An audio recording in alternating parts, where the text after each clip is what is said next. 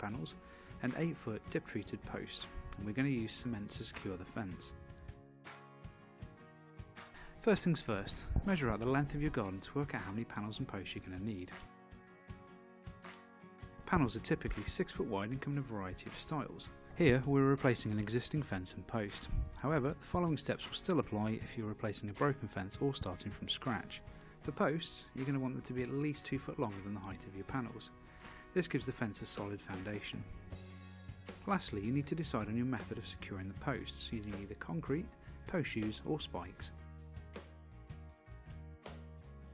Start by clearing as much of the area around your proposed fence as possible. This will make it far easier to work around and stop any plants getting in the way.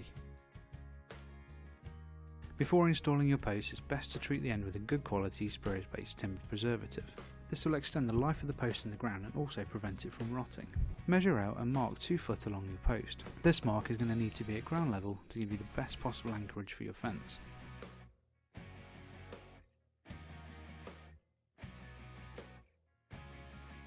When digging for your fence posts, you're going to want it to be at least 2 foot down and approximately 3 times the width of your post.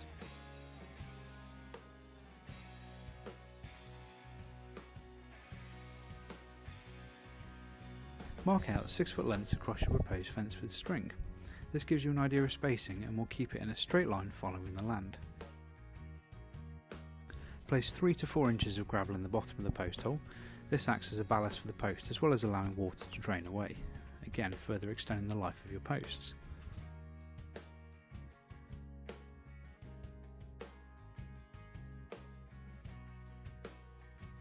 Support your posts using wooden stakes and attach them to help keep your post level whilst you prepare the cement. Using a spirit level as a guide, adjust the post as necessary to make sure it's level across both sides. For this install, we're using a ready-to-use postcrete. This goes in dry and sets within a few minutes. Fill your hole with the postcrete as per the instructions on the bag and just add water. Remember to wear goggles to keep the dust from getting in your eyes. Mix the cement within the hole. It sets pretty quickly, so work fast. Once the cement has been mixed thoroughly, use a trowel to create a slight slope away from the post. This acts as a runoff for any rainwater and also helps to prevent rot.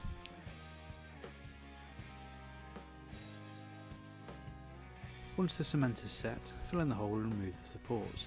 Repeat this for every post you need to install. If you're installing on a slope, it can be a little trickier to get your panels level. For this installation, we're going to create a step fence rather than following the slope of the land. This creates a more natural and even look. Begin by placing your gravel board against the ground of the taller post and level it out. This allows you to mark on the other post where you're going to need to place your clips. This will create a gap beneath the board on one side which can be filled by cutting down another gravel board.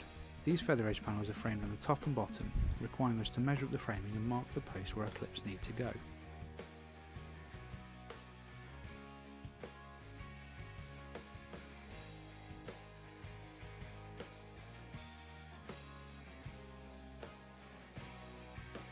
You can then slide the panels down between the clips and secure them in place using galvanised screws.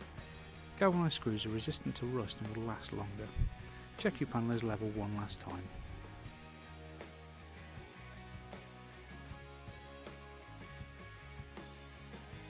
Lastly, finish the post with a post cap. Remember to pre-drill the hole for these to prevent the splitting of the wood. Once your posts are in, installing the panels is a relatively easy process, and you'll find you can get a run up quite quickly. Occasionally you will find that you need a smaller panel than you have available. You can easily cut down a panel and gravel board to fit, however. Measure out the gap and width of your panel. Because these panels are framed horizontally, we do not need to move the framing. However, if you have vertically framed panels, you can prise the framing away from the board and reattach it to the cut down panel with nails.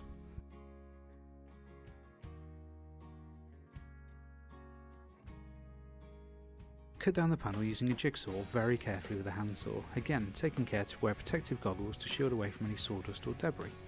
You can now install the panel in the same way.